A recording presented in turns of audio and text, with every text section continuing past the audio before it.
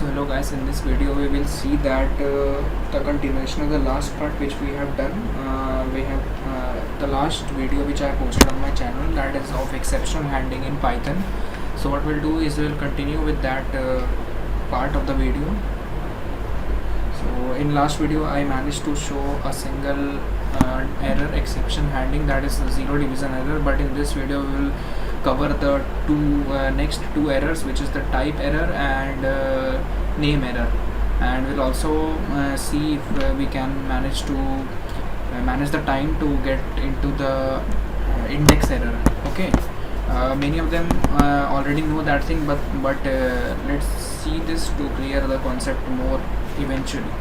So in the last video we have done with VS Code, so let's just jump into that.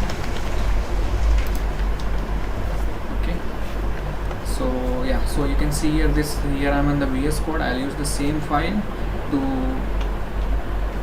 run the Python script. So here you can see that this is the try and catch. This one is the try catch syntax, and I will going to show you type error.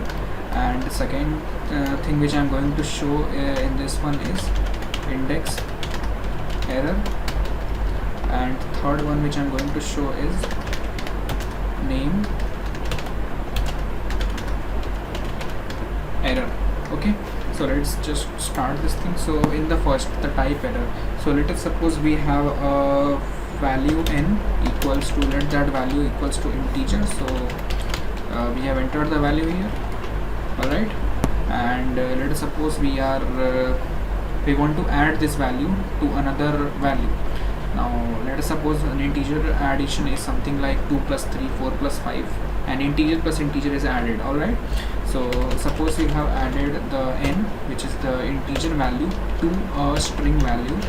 That is, let us suppose we omit. That's okay, so this is basically a string and this is an integer. So what we are going to do is we are going to execute this, and let's see what happens. So it will give you the type error. So first we have to enter the value, let it execute. Okay, so we are entering the value, let that value be 978. Okay, so yeah, so you can see here it is completely written that it is type error. Now we can, because we have added here, we have entered the integer value and we have added to it a string. So for adding it to a string, we must have a string value added to a string value, but since it is an integer here, so it is giving you the error. So what we are gonna do is we're gonna perform the try except exceptional handling here. So we'll go to try block, and again we'll write the same syntax, print an integer with addition of integer with string. Okay, if this is possible, then it will print it. If this is not possible, then what it will do, it will go to the next statement of the except statement for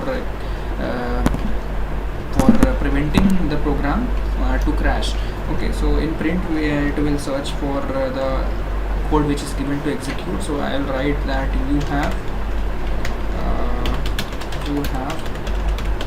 committed error. Alright, so you have committed error. So now again let's execute this one. So when we are executing this one, we'll enter the value. Okay, so yeah, so you can see here it has given the except conditions, except condition it has printed. So now to make it more simple, let us suppose we haven't done this type error, we have done some other error. Let that error is name error, or either we have done the index error. Then still it will give the same error. So how will the user recognize that the error given by the compiler is the same or not? So what we are going to do is first we'll exactly mention which kind of error it is going to perform. So this is, since it is type error, so we'll write except type error as. Now you can as is used to assign the value name. I've already mentioned you can use it to assign the value. So type error as ERR1, let us suppose. Then you don't have to print this one, you simply go ahead and print ERR1. Okay, so now when we run this one, and first let's clear this so that it doesn't look hampered. Okay, so when we enter the number and see, so you can see here this unsupported operand, and this is exact what the statement for type error. Yeah, I've already you can just see the past of the video in a few seconds back, few minutes back.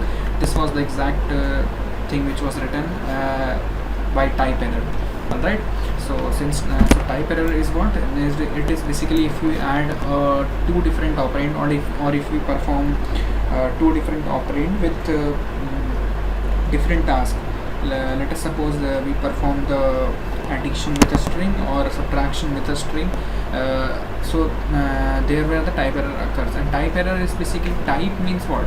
Type means your addition of this to addition of that of the same data type. But if the data type is different and we are performing same execution or same operation on that, then there where the type error occurs.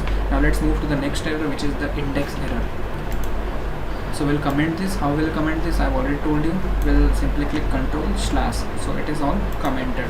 Now let's move to the index error. Index error, let us suppose we have declared an array which is 1, 2, 3, whatever it is, random number. Now I don't know what is the length of array, so we'll calculate the length at first. Okay, so I don't know, L equals to length. Okay, no, I don't know what I have told. I don't know, just because I don't know the exact length of array. So here I have calculated the length, and let's just say what is the length of this one. So here print L. Yeah, so at first this is just for confirmation purpose. You can do this, you cannot do this, that's completely your choice. Okay, this I have made a mistake. Okay, now we can go, we're good to go. So yeah, you can see here the length is 7.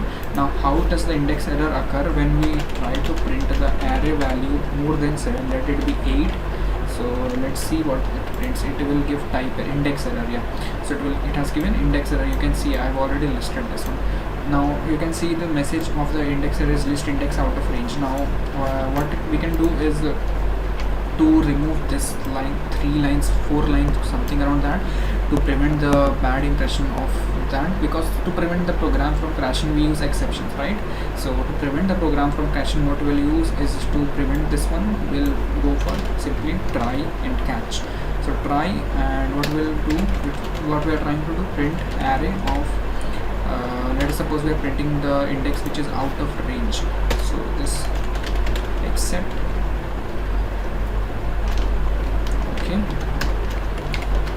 and except we can print anything, print error, but since we have to specify which kind of error, so we'll remove this one. Yeah, like, okay, let me show you. When we run this one, so it will give you error.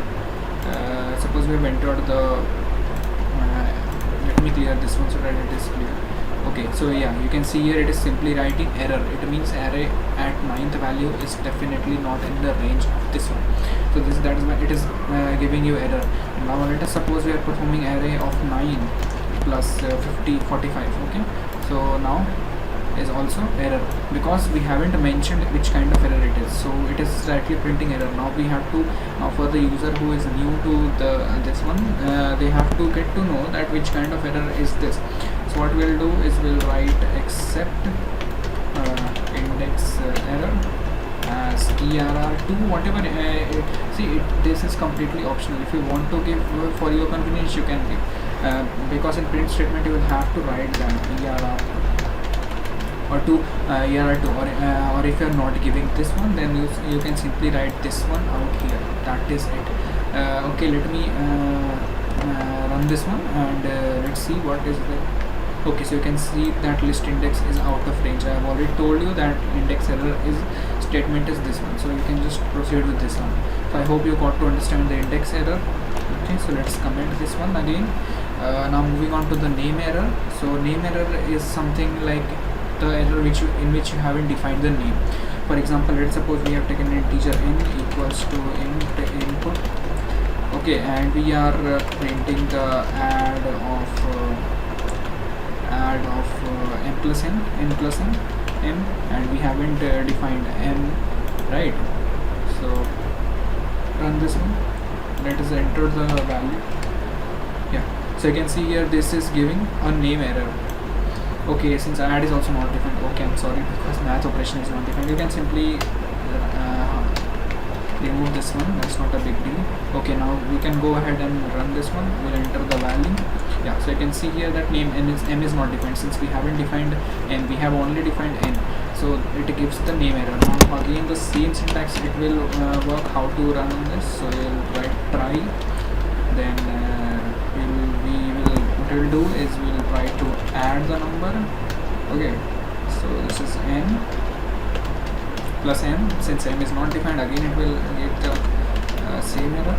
So accept, then we'll print that. But since we have learned how to do, so we'll simply write name error. Okay, as err1, let's suppose we haven't mentioned anything, so we can simply write print name error. That's it, we are done. Now when we run this, so you can see that m is not defined. This line will be repeated again. Let's see, class name error. Okay, so yeah, name error, basically the thing is name error. And if you define as err4, let us suppose err4, so we have to print here err4. Now what we can do is we can go ahead and run this one. We'll enter the value. Okay, sorry, I'll come to this error as well, the float and integer error also. So we'll go ahead and run this one. We'll enter the value. Let's see, you can see this thing, name add is not defined, name m is not defined, right? See this one is exactly here. So that is why this is the name error.